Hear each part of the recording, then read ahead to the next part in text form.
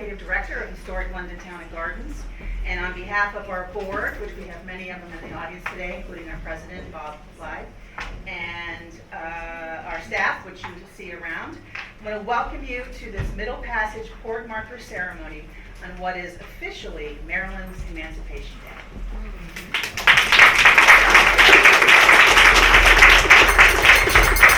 I do want to recognize some of our honored guests. We have Maryland State delegates, both from District 30A, Delegate Shanika Henson,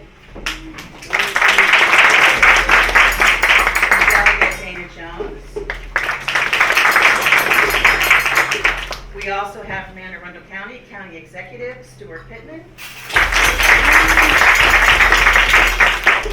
And from Anne Arundel County District 7, Councilwoman Shannon Ledbetter.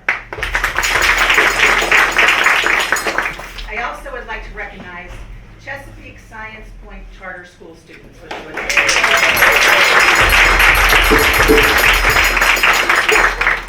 The Middle Passage Ceremonies and Port Markers Project was established in 2011 to honor the 2 million captive Africans who perished during the transatlantic crossing known as the Middle Passage, and the 10 million who survived to build the Americas. In 2019, UNESCO, which stands for United Nations Educational, Scientific, and Cultural Organization, designated historic London Town as a Roots of Enslaved Peoples project site of memory. Today, we recognize the hundreds or perhaps thousands of survivors of the Middle Passage that were sold here between 1708 and 1760. According to the Maryland State Archives Legacy of Slavery Project, London Town was home to 961 named enslaved people between its founding in 1683 and 1788, and countless were unnamed. Of those 961 named people, only 9 were known to be freed. You know, as I was thinking about this day, a lot of things kind of popped into my mind, and one of the things that came to me was a song from Hamilton on Broadway, and there are certain lyrics that are especially relevant to this ceremony. History has its eyes on you. Our eyes are laser focused today on what transpired here with all of its painful truths. You have no control who lives, who dies, who tells your story. Not all of the people in the Middle Passage were able to tell their stories, but here at Historic London Town and Gardens, we count ourselves among those who are telling the stories of enslaved people. And we will continue telling them, both the tragic and the hopeful, because discussing heritage related to slavery can educate the public, and as it says in our mission, inspire a deeper understanding. So let's begin. I am pleased to introduce Penny Young-Karaskia, who is our London Town Director of Development and Communications, and who has been exceptional in leading preparation for today's ceremony.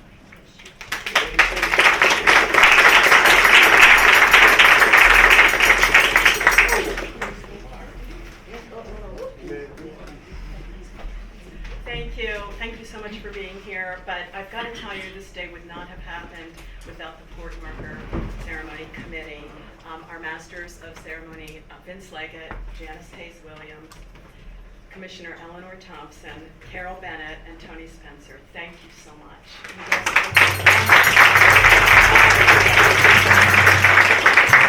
Again, welcome to London Town on Emancipation Day.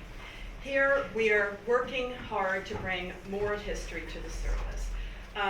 Research has been conducted really behind closed doors, very quietly, by former and current staff, and it has resulted so far in many things, one of which is the reinterpretation of the William Brown House, which is the circa 1760 brick building over there, to make sure to tell the stories of all the people of London Town, all who lived, worked, and died here.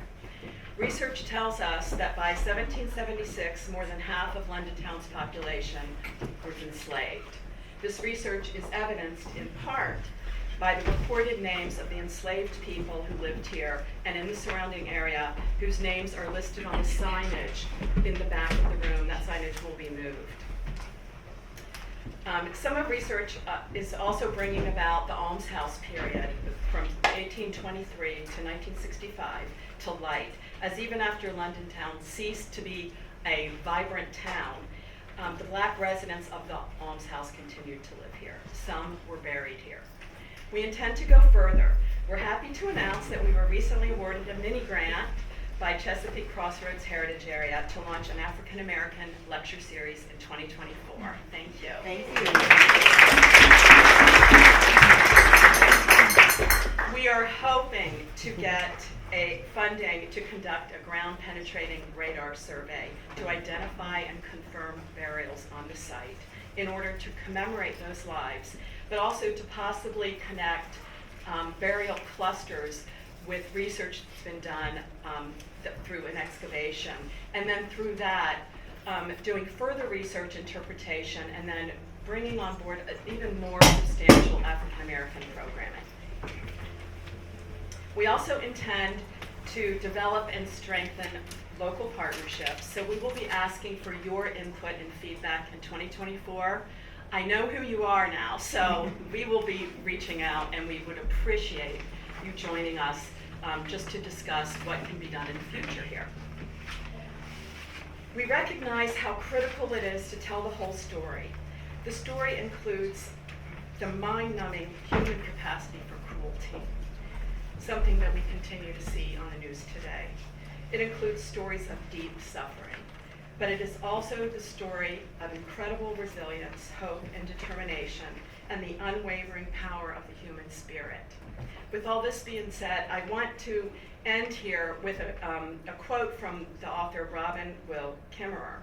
I was riding to work one day. I have a long commute, so I listen to audiobooks, and I was listening to Braiding Sweetgrass, and I was at chapter 26, and these words just came at the right time.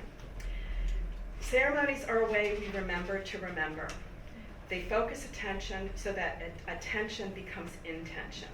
If you stand together and profess something before your community, it holds you accountable. Ceremonies transcend the boundaries of the individual and resonate beyond the human realm. These acts of reverence are powerfully pragmatic. These are ceremonies that magnify life. Thank you.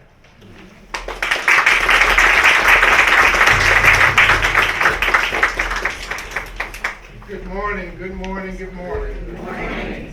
I'm Vince Leggett, the Admiral of the Chesapeake Bay, founder and president of Blacks of the Chesapeake. And as some roll their eyes and some snicker, let me say that Admiral of the Chesapeake Bay is the highest honor that a Maryland governor can bestow upon a private individual in the environmental and conservation field.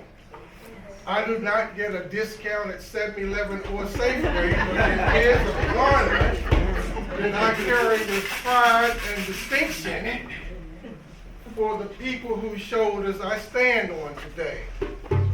For me and for us, this is a solemn ceremony of reconciliation, love, atonement. And that is the spirit we are invoking today. And those that share in that spirit join in, and those that do not pray quietly in your corner. Today, I have Honorable Janice Hayes Williams with me serving as the co-mistress of ceremony. Would you stand, Janice?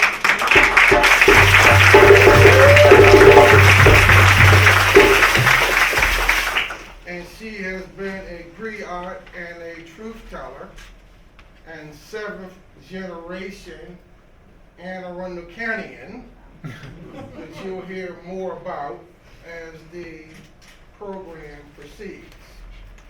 My prayer is that we continue to lift up. I'm never going to leave anybody in the hold of a slave ship or stand in the middle of a rice patio, plantation, cotton, or peanuts. Our story is, and still we rise. That's right. And that is the message as we work with Mickey Love and the team here, and the spirit that we've all came from is, in spite of our truths, we rise, and we are representations of that today. We are equally encouraged to see the young people in the audience because Miss Rachel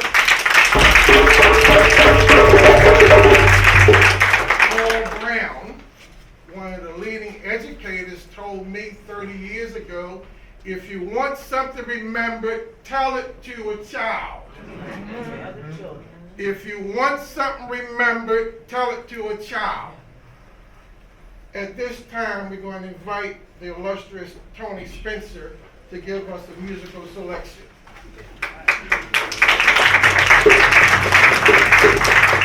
How many have heard the song by Bob Dylan? How many roads must a man walk down before they call him a man? But that was a protest song that he wrote back in 1962. In '64, Sam Cooke wrote a song, but before it was published, Mary Wells of the Supremes and his drummer, Bobby Womack, still know I'm talking Sam Cooke, said, man, you sure you want to do this song? That's a dark song. He said, yes, I have to do it. Change is going to come. I was born by the river, oh, in a little tent. Lord, just like that river, I've been running ever since. It's been a long time coming, but I know a change is gonna come. Oh, yes, it will.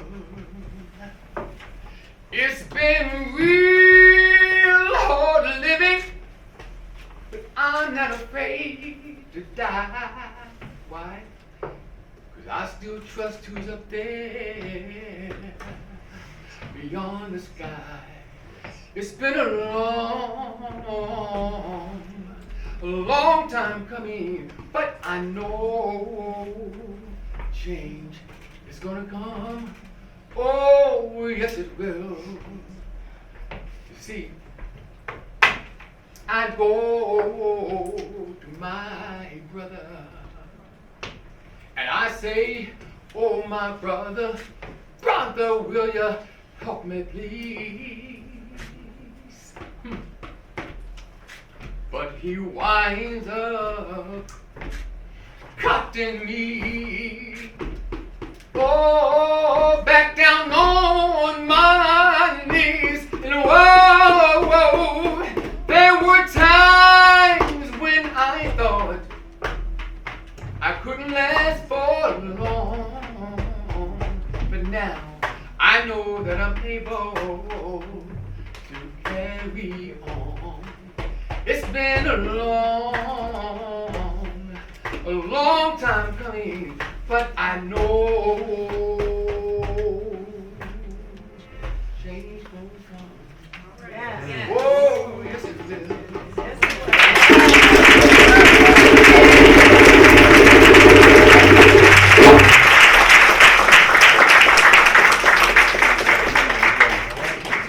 Thank you, Tony. And now, Tammy Hayes Williams.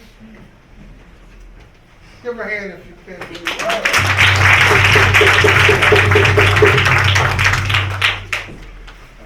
Welcome, everyone, to London town. When I was growing up, this was not a place that I would come. It was called segregation. My friends here from Southern High School,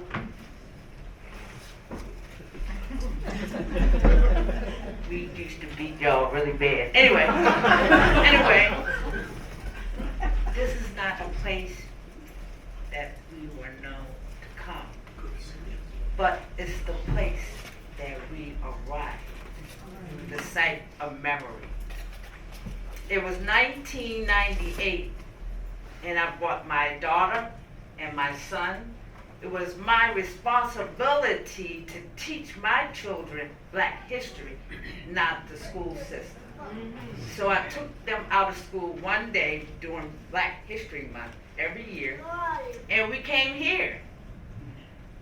We're in the William Brown house, and this tugging on my coat.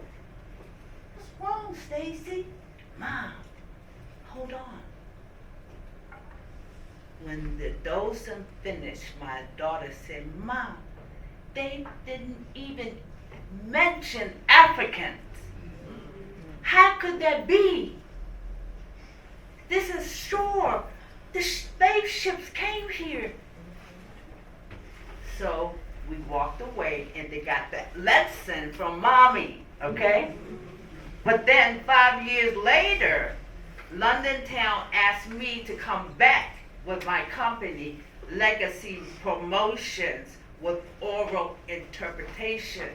They said, we have found a slave child under the floorboards in the carpenter's house. And Janice, I need you to bring your troop down here and reenact the burial. The same little girl 5 years ago was dressed as a slave with her mother, carrying the remains of a Guyanese child. Here I am with my daughter in Mexico. I'm babysitting her dog. We're back here to celebrate the stories that we didn't know. I want to take the time to thank London Town for their work. 20 years ago, this is not a place that you would come to find out Black history. Now we know there were 900 people that came through here. It's important to understand how the world revolves. The sand cooper bird teaches us to go back. That's why the bird is this way. Go back and retrieve your history. Everything we do is for the children. We must teach the children. So thank you, London Town, for doing this my most important day. Everybody here knows I celebrate Emancipation Day. Everybody is celebrating, oh, it's time to go Christmas shopping. This is Maryland Emancipation Day. 159 years ago, slavery ended. It was not pretty. We did not celebrate like Juneteenth because our masters were taking our children, whipping our mothers because they were angry that they no longer had the help. So do this for me. Celebrate our history. November 1st, 1984, not 1865, okay? Do that for me. Happy Emancipation Day to everybody.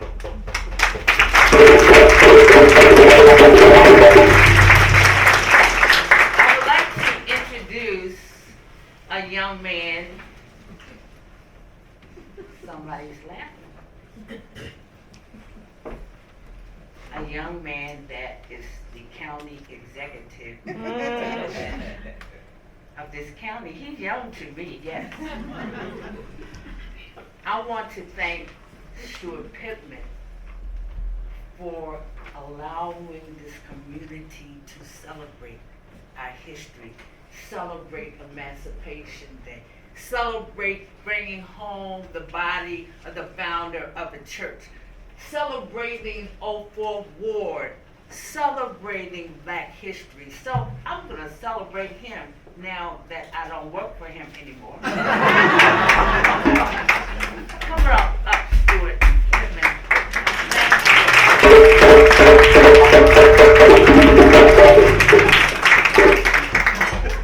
Good. Good?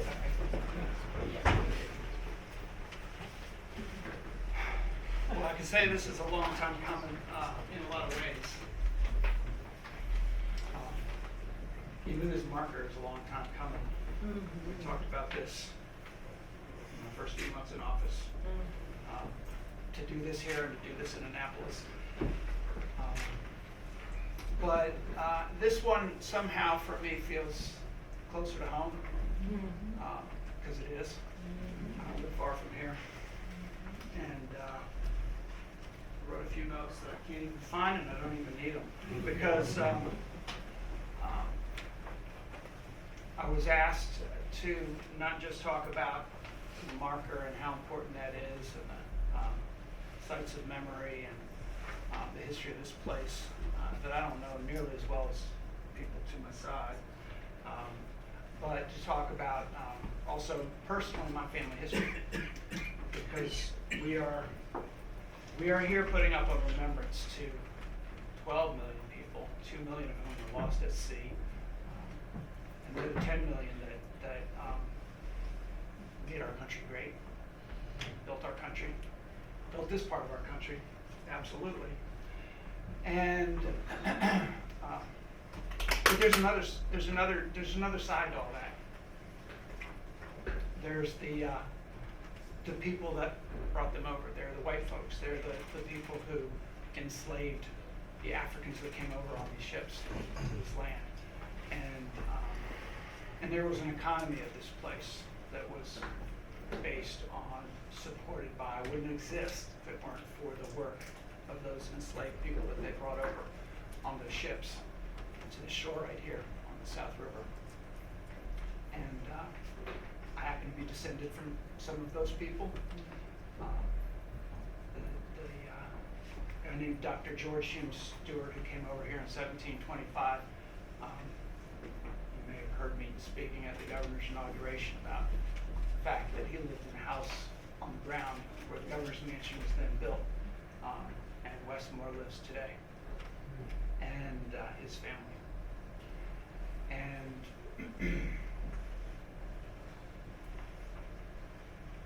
when I try to understand what was going on in the minds of my ancestors, it's a struggle, it's personal, and I think that some people say the past is the past, it's over, and we're better now. I know from speaking to enough descendants of the Africans who came over, as well as from my own experience in my own family, that you feel what happened generations before you. We don't always know our history, but the more we know, the more we feel. And I have trouble trying to understand who these people were. When I was younger, I remember hearing that 8 generations ago, my ancestors came over here, and I thought, well, that's pretty cool. I wish I knew that, And then the more I learned about the history of what they did on the land where I live, by the way, a couple miles from here.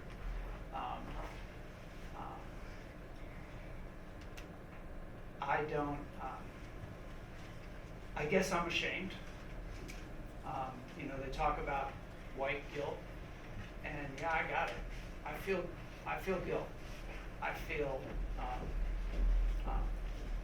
disgust. There's a portrait that had been floating around in my family, some cousins we didn't know, and they wanted to get rid of it.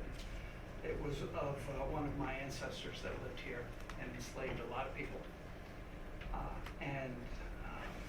It was a portrait done by a pretty famous artist, and it was artistically a very good portrait. And my mother had to decide whether to acquire it or not as a piece of history. And she ended up doing it. There was a lot of debate in my family among my siblings about whether the thing should be in our house or not, where it should be. Stick in a closet somewhere. What should be done with this thing? So it appeared, and each of us looked at this guy and his eyes and his face, and we each saw something different.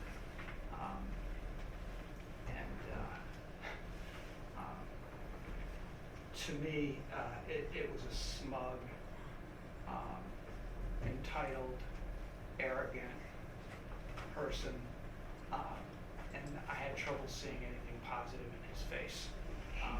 Another sibling said he looked like, oh, that looks like the fun uncle, the sly one, the look on his face. I mean, you can look at a face and come up with all kinds of thoughts about what it means.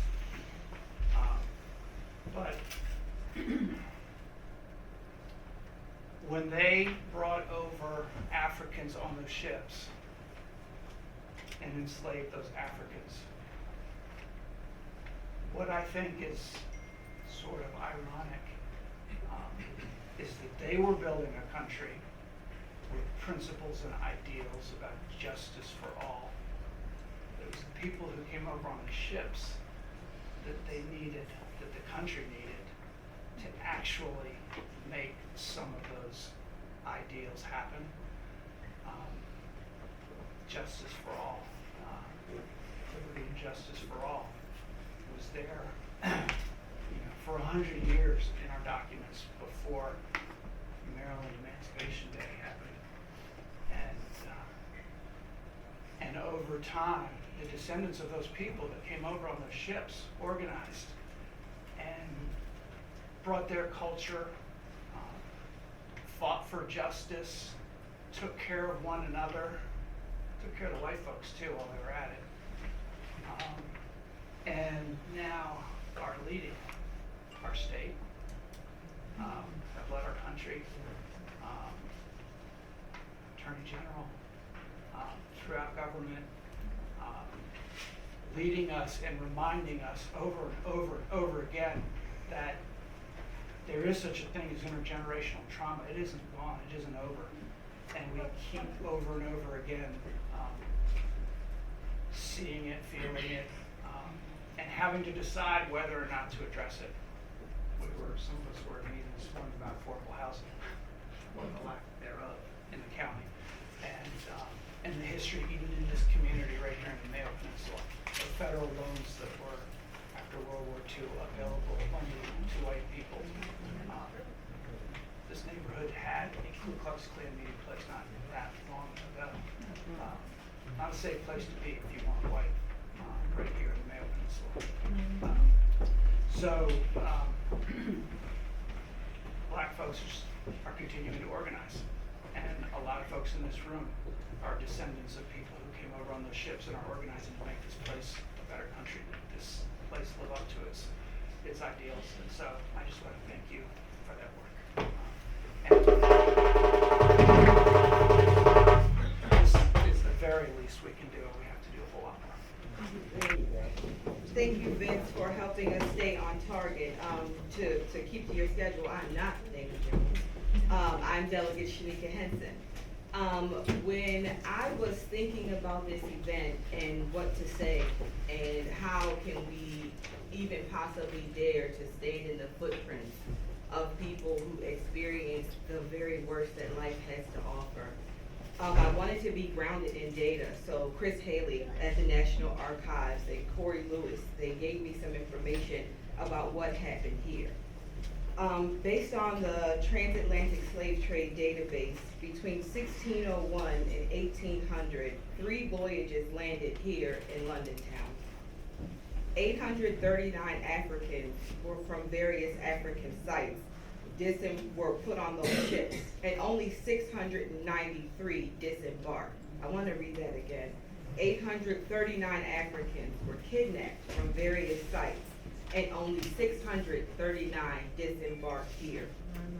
That means that about 82% of them lived, but about 1 in 5 of them died on the voyage here. Those ships were the Elizabeth, which came in 1719 with 190 Africans in its cargo and 160 who survived. The Clapham, which came in 1729 with 247 Africans and only 200 who survived. And the Jenny in 1760 with 402 Africans and only 333 that survived. Thank you, Tony. And only 333 that survived. So when I thought about today, I wanted to ground myself in our ancestors that were here. I wanted to ground myself in the seriousness of what this place represents and the seriousness of this event. Vince and I appreciate you setting the tone for this as something that we should enter into with all sobriety. When you disturb the spirits of your ancestors, You better be ready to hear from them. You better be ready to listen and learn the lessons that have been percolated throughout the generations.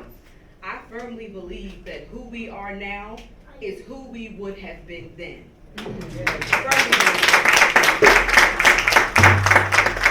If Janice were one of those Africans in 1719, you better believe she would have gave him hell. She is. Those who are among us, with us, people who we know don't support the progress that it takes to move forward, that's who they would have been then. It is our responsibility to educate people, to make sure that we use the benefits of being alive today, because nothing separates us other than time. We are in the same space. It is only time that separates us. We have to make sure that we use the privilege of that time to educate those around us. That's why I'm so glad that the students are here today and they are learning about the history, learning about the footprints in which they stand. I'm going to go back to it. 839 Africans kidnapped from the shores of Africa, and 693 that disembarked and that walked the places that we're going to walk today. And what we're going to do is lay a marker so that we always remember. We always remember what happened here. We always remember that the spirits of those ancestors is full of strength and determination and courage. And we always remember, as Stuart remarked, that the ugliness, the evilness that allowed people to treat people in such inhumane ways, we have to make sure that we confront it, that we challenge it, and that we make sure we educate our students, educate our young people to never, ever, ever forget that that sort of ugliness and evilness was inside of human beings, and we have the responsibility to learn from it, to grow from it, and to make sure we never again revisit those times. So that's why I'm so thankful that we'll have the marker and that we will remember, and hopefully it will cause all of us to challenge ourselves and to challenge the ancestral energy that floats about us to make sure that we are in proper alignment with what is good. Thank you. Good afternoon, everyone. My name is Delegate Dana Jones, and I appreciate all of you for being here today. Also, on Maryland's Emancipation Day. The significance of London Town's status in the Roots of Enslaved Peoples Project Site of Memory, it's absolutely critical that we're all here today, but the work that we have after today lives on. That we talk about what we experienced today, the stories that were told, the history that was remembered. I want to thank our Master of Ceremonies, Vince Leggett, Janice Hayes-Williams, for all the work, including Dr. Mahoney, for the tireless work she has put into documenting London Town's role in the transatlantic slave trade. Alongside my seatmate, Delegate Henson, I serve as the delegate representing District 38. This small slice of Maryland, an even smaller slice of America, is home to 2 of the 30 sites of memory identified for this project in the United States. Between Annapolis City and here in London Town, thousands of people were sold into labor against their will. Their impact on where we live and work cannot be understated. The enslaved built Annapolis, they built the Maryland State House, and through the Tobacco Revolution, built Maryland's dominance over colonial politics. But they didn't just bring forced labor. The enslaved people who came by way of London Town were diverse, with roots all over the west coast of Africa, from Senegal to Gambia in the north and Angola in the south. They spoke dozens of languages, practiced different faiths and varying traditions of music and dance, storytelling. They were skilled craftsmen, cooks, ferrymen, and countless other professions. They were more than the labor in the tobacco fields. They were mothers, fathers, children taken from their homes, kidnapped. Anne Arundel County's history, Maryland's history, and our nation's history cannot be told without the proper reverence for the enslaved people who built it, and on the countless souls who lost their lives on the horrific journey to these shores. On 20 slave ships known to have docked in London town. Hundreds upon hundreds of enslaved Africans lost their lives before they even arrived to these shores. As I work and serve in the Maryland General Assembly, it isn't lost on me who built those walls. I am so thankful to all of the people who dedicated their time ensuring the history of the enslaved and the victims of the Middle Passage, that it is properly told and remembered. I'm looking forward to continuing to partner with all of you in the State House to support this critical work as we remember, as we retell our history, the truth-telling, and the reverence that it demands. Thank you all for being here today.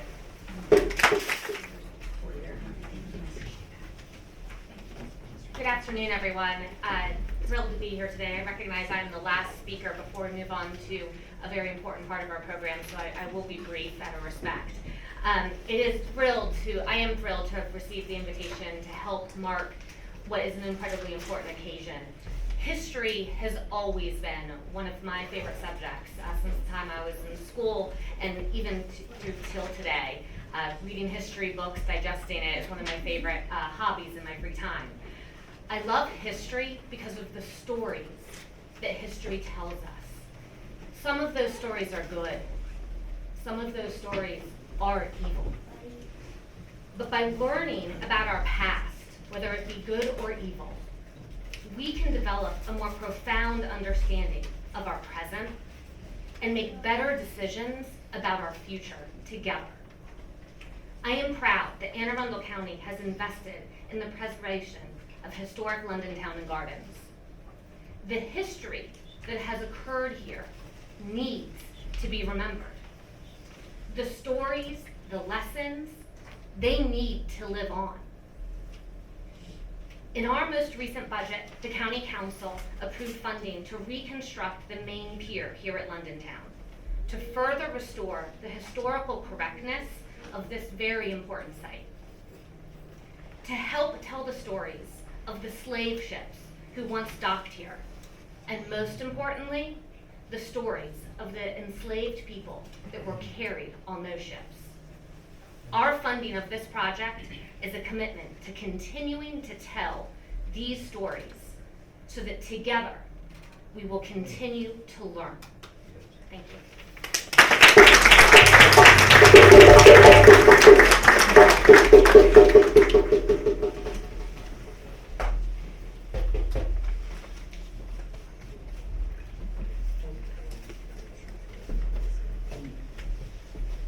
Thank you. At this time, we're going to have a historical statement from London Town from Dr. Megan Mahoney, Director of Public Programs.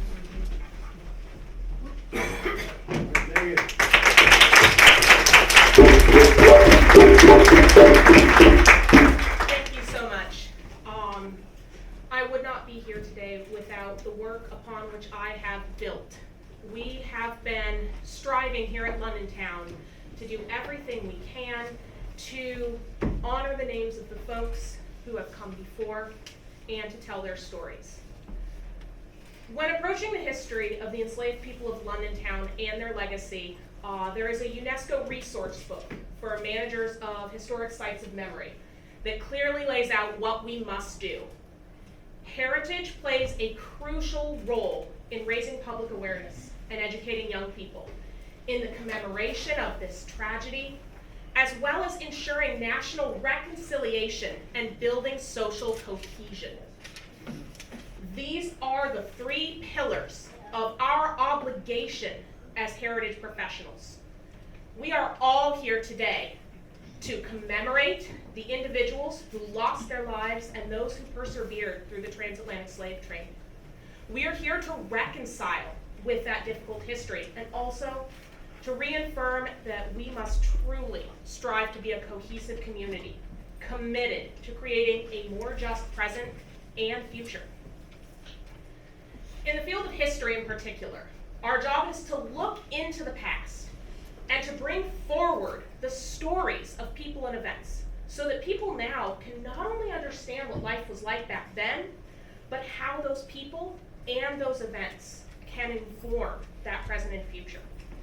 And the story of London Town cannot be told, should not be told, without telling the stories of its enslaved people, of their first steps onto this continent in the town that stood where we now sit and stand. London Town was founded by white colonists as a port for the tobacco trade. The town's fortunes rose and fell with the tobacco trade. The trade created profits for these colonists based on stolen land, stolen knowledge, and stolen labor, whether from the indigenous people that were pushed off their land or the enslaved Africans brought across the ocean to work it. You've heard here today about the ships, the Elizabeth in 1719, the Clapham in 1729, and the Jenny in 1760, as well as the Margaret, which landed first in Annapolis. Between them, they disembarked hundreds of African souls onto a new continent, coming from many parts of coastal and central Africa.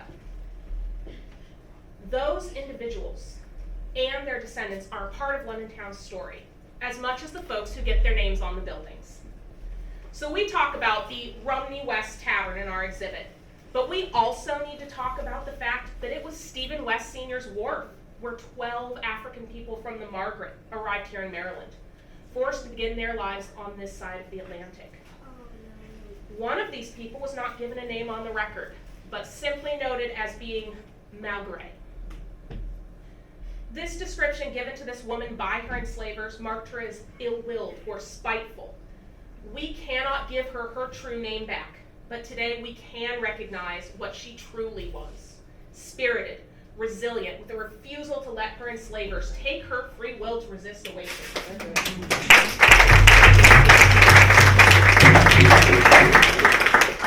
Labeled on our maps, you'll see the William Brown house. But William Brown's not the only person who lived there.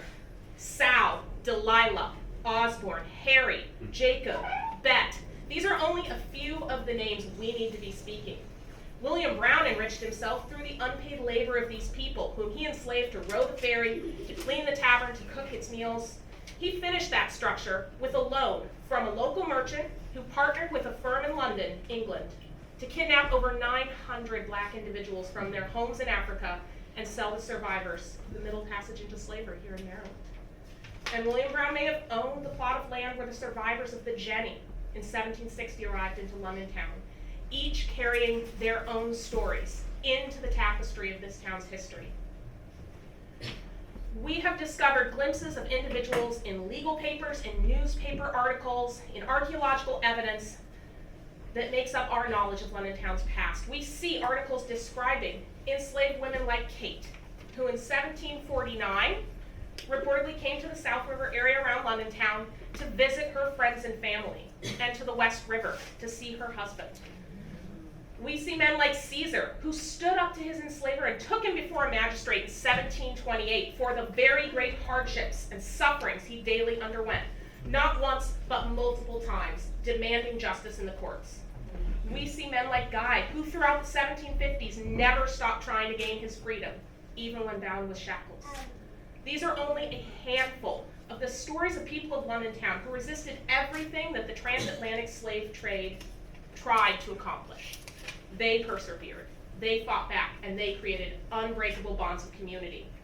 We see glimpses of their work, glimpses of their families. In 1754, an enslaved cooper named Betty was making barrels to pack tobacco. In 1783, they mentioned rope makers: Joe, Bob, Charles, George, Tom, Isaac, making ropes for the ships that carried not only tobacco, but their own people across the oceans. And in the same year, we see a woman named Charity, who's described as a cook, perhaps teaching some of her ancestors' traditional recipes to her 18-year-old daughter, Sarah. We see mothers, we see fathers, we see families. Not far from where we are now, there was a 22-year-old woman named Beck living in 1770, alongside her husband, Abram, age 20, their 3-year-old, Pomfrey, and their unnamed infant child. These are the stories of the individuals who came off ships like the Margaret, the Elizabeth, the Clapham, and the Jenny, and the stories of their descendants. These are the stories of London Town. We stand in the same place as these people and speak their names today. We walk through the buildings they walked through. We tread the ground that was once beneath their feet. They are a fundamental place of this place's past And it is our responsibility, all of us, to be sure that they are a part of its future. Thank you all.